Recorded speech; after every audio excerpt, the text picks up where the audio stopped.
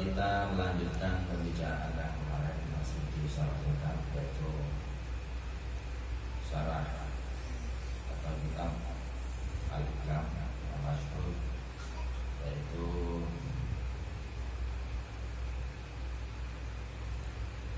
Al-Imam Tajuddin bin Abdul As-Sakandari.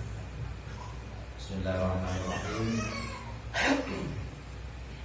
Kemarin kita membicarakan menurut Al-Musannif bahwa kesungguhan mencari rezeki dan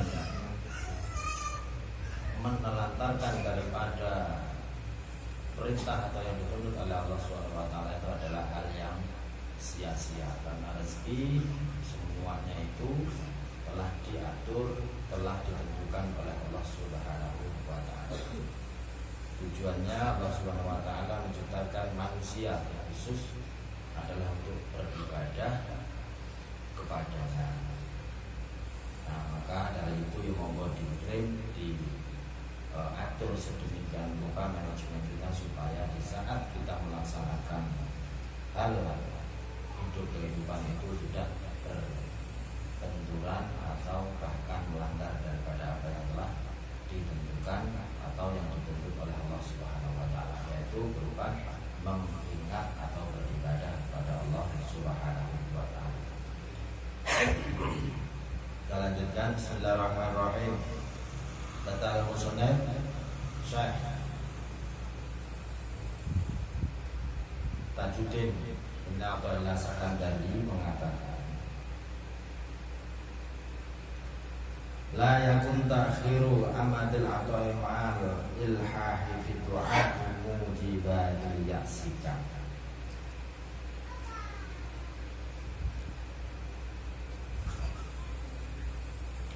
Jangan ada kiranya lambat masa karunia-Nya serta bersungguh-sungguh di dalam minta doa itu mewajibkan bagi putus harapannya. Di babakan episode yang lalu kita membicarakan dungo ya dungo, tapi ojo berharap, lebih disuruh berdoa tapi jangan berharap atau menentukan daripada hasilnya. Ini kelanjutannya. Nah, ini sih nggak paham kemarin, agak budal ya, berarti nggak paham soal apa sih. Oke, yang pernah mendengar masalah doa ya doa, tapi jangan berharap. Kalau nggak hadir malam hari ini, kemudian gak belum dulu siaran ulangnya, ya tidak bakal paham. Nah, saya katakan kalau kita majelis itu bukan memaksa. Kalau majelis itu ya harus diruntut mulai dari awal sampai akhir, jangan separuh-separuh. Tapi separuh-separuh hasilnya dapatnya nggak dapat separuh. Kok yang full aja separuh ada nggak dapat, apalagi yang separuh-separuh. Dan mudah-mudahan yang nggak paham kemarin bisa hadir, bisa mendengarkan. Kata al-musannif, jangan engkau putuskan di dalam menuntut doa serta bersungguh-sungguh, karena lambat masa karunia yang telah diakui di dalam firman Allah Subhanahu wa taala, yaitu ud'uni istajib lakum. Pintalah kepadaku, niscaya aku perkenankan, kata Allah Subhanahu wa taala. Nah, ini dikatakan jangan berharap, dalam pengertian ya terus kita tetap berdoa. Lanjutkan dulu.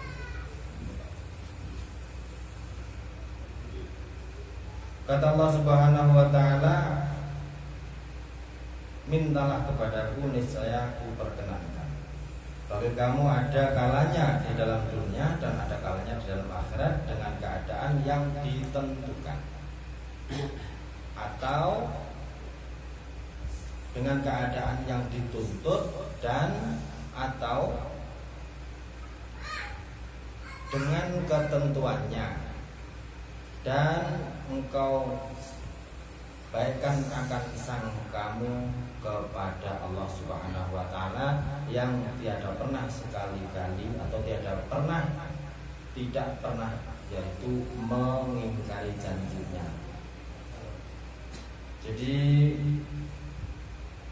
kata al-musannif, jangan pernah putus asa di saat doa kita itu belum dikabulkan oleh Allah Subhanahu wa taala. Ini jawabannya sing donga ya donga, tapi ojo ngarep-ngarep hasilnya itu seperti itu. Di saat kita berdoa ya berdoa saja kepada Allah Subhanahu wa taala apa yang dihajatkan. Itu nanti terserah Allah Subhanahu wa taala kapan mau memberinya atau mengabulkannya. Dan diterangkan oleh Rasulullah, bisa juga itu dikabulkan di dunia ini dan bisa juga di akhirat. Dan lanjutkan. Fahuwa dumina laka illa fahuwa dumina lakal ijabati fima yakhtaruhu laka la fima takhtaruhu li nafsik. Maka yaitu Allah Subhanahu wa taala telah mengakui bagimu akan berkenankan pintamu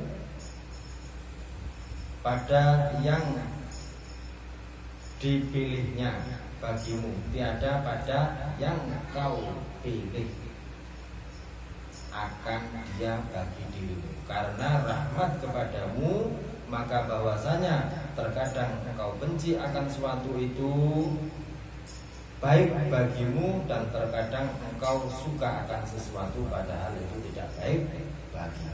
Nah, kata Al-Musannaf, memang minta ya serahkan saja kepada Allah Subhanahu wa taala dan jangan menentukan kapan, di mana, berapa. Tidak jaluk minta yang minta saja, tetapi sewajarnya lah. Kita hanya mempunyai kewajiban untuk meminta. Masalah dikabulkan atau tidak itu yaitu urusan prerogatif Allah Subhanahu wa taala. Jadi kadang-kadang Allah Subhanahu wa taala itu memberikan apa yang kita minta itu kadang-kadang gak sesuai dengan apa yang kita inginkan. Contohnya sering kita bicarakan, di saat kita menginginkan sesuatu, katakanlah kita pengen sepeda ontel, kita mau beli dengan ikhtiar usaha yaitu bercocok tanam, parinya api, bilalah parinya api, tanamannya bagus, sukses panennya. Tapi ternyata di saat perjalanannya sampai kepada yang telah ditunai panennya itu, ternyata tidaklah jadi kebeli sepeda ontel karena duit yang hasil panen dari penjualan itu tadi ternyata terpinjam atau terpinjam tertipu oleh pedagangnya. Dan di situ jangan terus kita merasa bahwa Allah Subhanahu wa taala tidak adil, karena Allah itu memberi rahmatnya melalui jalan yang lain.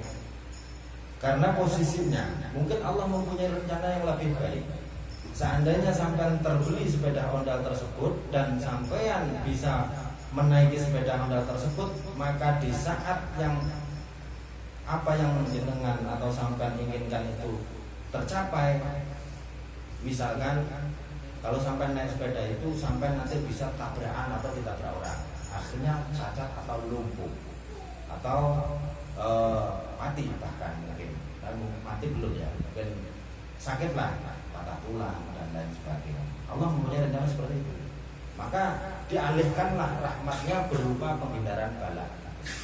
Bisa saja dari penipuan pedagangnya itu. Akhirnya di saat itu maka orang yang mengalami hal tersebut merasa bahwa Allah Subhanahu wa taala tidak adil, kan biasanya seperti itu ya.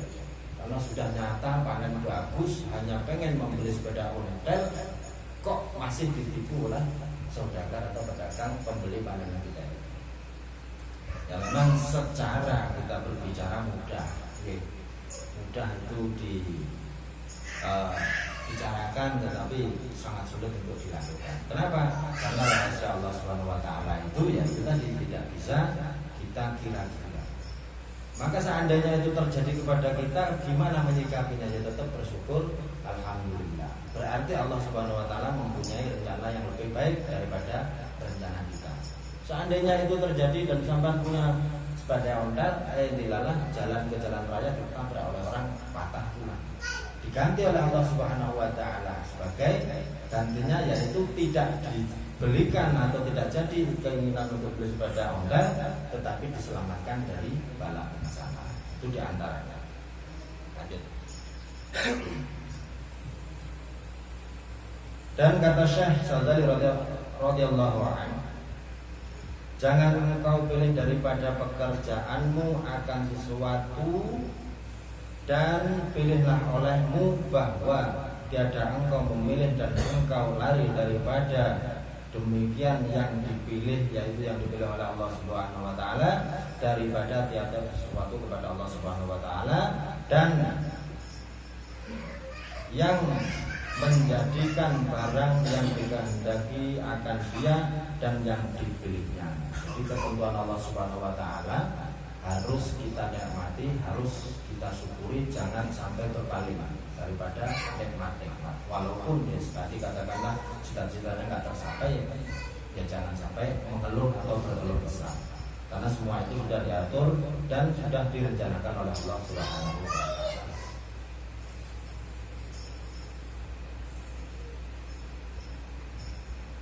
Dan adalah diperkenankan, di antaranya tadi kan sudah diterangkan bahwa dikabulkan di dunia dan nanti di akhirat.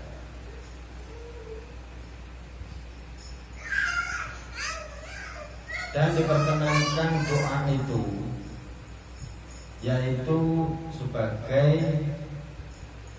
terkadang diberi dengan ain yang dipinta, yaitu kadang-kadang doa kita itu diberikan oleh Allah Subhanahu wa taala sesuai dengan apa yang kita minta. Tahun ini pengen tuku sandal jepit, alhamdulillah kesulitan. Misalnya, nangan ojo gede-gede sih benar. Apa nangan ngelangel pengen tuku klothok, ya kan urip ning kutha opo kan maksudnya apa ya? Kamu ya. Cita-cita pengen beli produk, urip di jalan raya, itu pada hotel bisa nggak jepit kan ada dengan pasti tepat sasaran.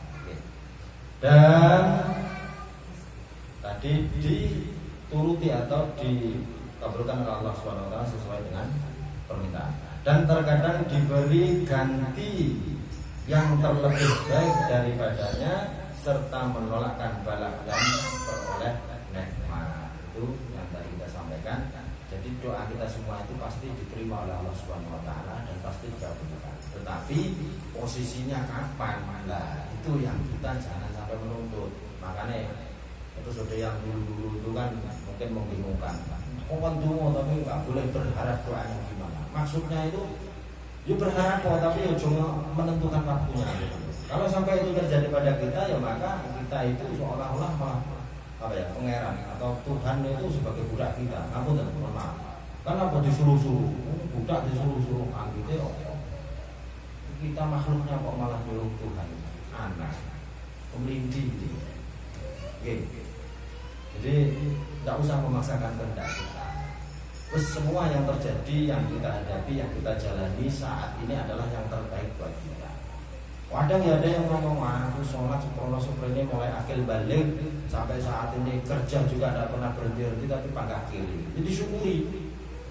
Alhamdulillah jenengan mulai akil balik sampai saat ini sudah tua, katakanlah umur 30, 40, bahkan mungkin 50 atau bahkan lebih. Tetapi sampai diberikan kesehatan, kenikmatan, makan apa aja enak, makan singkong enak, makan tempe enak, makan daging enak, makan yang enak terus. Coba sampai dikasihkan kaya, tapi makannya sampai hanya berupa telur godok, sampai misalkan suruh pilih yang mana. Kaya, tetapi tidak bisa makan selain daripada singkong rebus tok. Dengan sampai biasa saja seperti kondisi saat ini, tapi makan semua yang ada, makanan yang dihalalkan oleh Allah Subhanahu wa taala itu bisa dimakan. Seandainya pertanyaan itu ada, pilih yang mana ini? Pilih yang biasa-biasa saja. Apa pilih yang kaya tapi tidak bisa makan apa-apa? Jadi cara aku kan jadi malaikat tak kasih pertanyaan seperti ini. Biar tidak ada penyesalan apa yang kita usahakan, yang kita ikhtiarkan, supaya kita lebih bersyukur. Kalau kita nggak tekan seperti ini sampai kapan kita tidak akan pernah bersyukur. Bahkan di saat kita meninggal pun kita tetap akan kufur. Kenapa? Ya karena itu tadi penyesalan. Makanya kalau kita bisa menerima keadaan yang ditentukan oleh Allah Subhanahu wa taala kan ikhlas, insyaallah tidak ada yang namanya beban dalam kehidupan. Kenapa? Karena kita yakin bahwa Allah Subhanahu wa taala itu mempunyai rencana yang terbaik, bukan kita. Bukan kita yang merencanakan dan menentukan, tetapi Allah yang merencanakan dan Allah yang menentukan. Kalau kita boleh berencana, tetapi jangan sekali-kali menentukan, karena itu ranah atau wilayah daripada wilayah Allah Subhanahu wa taala. Insyaallah benar. Bisa dipahami ya? Ya, kalau bisa dipahami takon ora apa nanti. Di lokasi.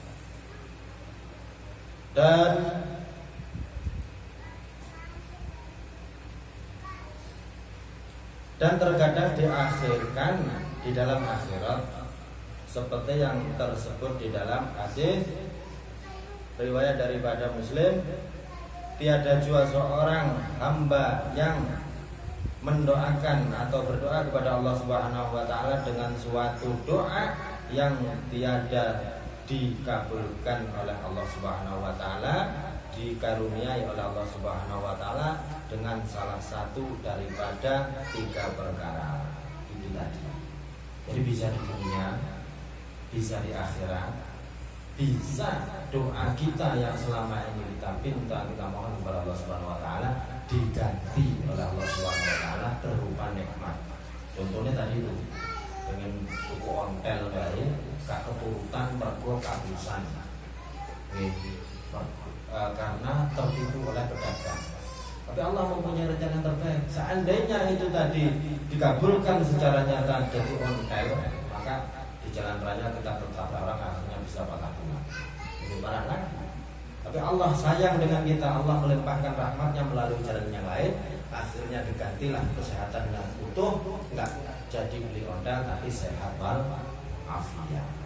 Pokoknya coba dulu, insyaallah benar. Oke, biasanya yang tadi kan saya ngomong, iya ngomongnya penak, lakonnya angel. Ya memang angel. Sopo sing ngomong penak, ya ngomong semua orang bisa, prakteknya. Tetapi kalau kita tidak pernah belajar di situ, bagaimana kita bisa praktek? Bagaimana kita bisa melaksanakan apa yang ditentukan atau yang dituntut oleh guru kita, oleh mursyid-mursyid kita? Kalau kita tidak pernah belajar, adanya ngeluh, ngeluh karuan dari Allah Subhanahu wa taala. Kadang ngeluh bersama makhluk, bahasa kasar ya wis musyrik sampai. Ngeluh kok pada makhluk, Pak, apunten, saya lagi ini lagi itu. Kalau di dalam hatinya meleset, wah bahasa kasarnya seperti itu. Ngeluh kalau pengeran, nangis sholat dulu, baju semoga, terus apa duha semoga. Tapi ya kerja, jangan hanya mengandalkan tahajud sama duha toh. Mengandalkan tahajud sama duha aja ya. Boleh pancingnya gelut karo bojone, be anaknya tadi sasaran nih, ya malah punya. Maksudnya di saat kita berusaha apapun usahanya, bagaimanapun cara kita, yang penting itu halal dan tidak mengganggu daripada hak-hak yang lain, makhluk maupun hak Allah Subhanahu wa taala. Monggo usaha yang sekeras mungkin, sekuat mungkin, sebisa mungkin. Tetapi masalah hasilnya tetap kita bertawakal kepada Allah Subhanahu wa taala. Kita kembalikan. Tidak sampai ngeyel lah musuh. Aku itu aneh, tapi yo syaratnya loro. Sampai pengen suki tak suki nih, tapi loro kalian mana kok ngantai loro. Atau sampai biasa saja, tapi ada harapan suki kan gitu, tapi terima. Mau ya intinya. Jadi ini jawaban dari beberapa pertemuan kita yang lalu. Jadi mohon maaf kalau bingung atau membingungkan. Makanya Al-Hikam ini termasuk diantaranya risalah yang unik, tidak ada mukadimahnya, bisa dibaca dari belakang, bisa dari tengah, bisa dari depan, dan semua itu berkaitan. Makanya nggak mengikuti terus menyimpulkan bahaya. Untung oleh ngarep-ngarep dan lain sebagainya. Maksudnya bukan seperti itu, tapi maksudnya di saat kita bermunajat kepada Allah Subhanahu wa taala, maka mari semua yang ada di dalam angan-angan kita itu kita serahkan kepada Allah Subhanahu wa taala dan tidak jadi beban. Dan kita enggak, kita berdoa khusyuk sampai nangis-nangis beretes gerung-gerung, tapi dicekeli buntuke. Seolah-olah wah, Allah enggak dikabulkan nanti Allah tak petahi. Bahasanya seperti itu malah. Jadi seolah-olah kita itu memperbudak Tuhan kita. Ngapunten, ini bahasa memang harus seperti itu. Jadi kalau memang kita berdoa lepaskan semua, terus urusan dikabulkan atau tidak itu urusan Allah. Jangan kita ikut-ikut di situ. Kalau ikut-ikut di situ akhirnya terbebani dengan. Akhirnya tidak akan pernah ada yang namanya ikhlas di dalam hati kita. Kenapa? Karena kita merasa mempunyai hak kuasa untuk itu. Maka makanya insyaallah kita tinggal kembali. Mohon maaf lah ya kurang dipahami atau hal apapun itu bisa nanti kita lanjutkan majelis. Mudah-mudahan Allah Subhanahu wa taala meridhai dengan apa yang kita lakukan baik sebelum ataupun sesudahnya. Dan mudah-mudahan baginda Rasulullah sallallahu alaihi wasallam selalu senantiasa menjadikan kita, anak turun kita, keluarga kita menjadi golongannya dan menjadi ahli daripada syafaat hingga yaumul hisab. Ya Allahumma amin. Wa la sampai akhir, mohon maaf apabila ada salah kata. Assalamualaikum warahmatullahi wabarakatuh.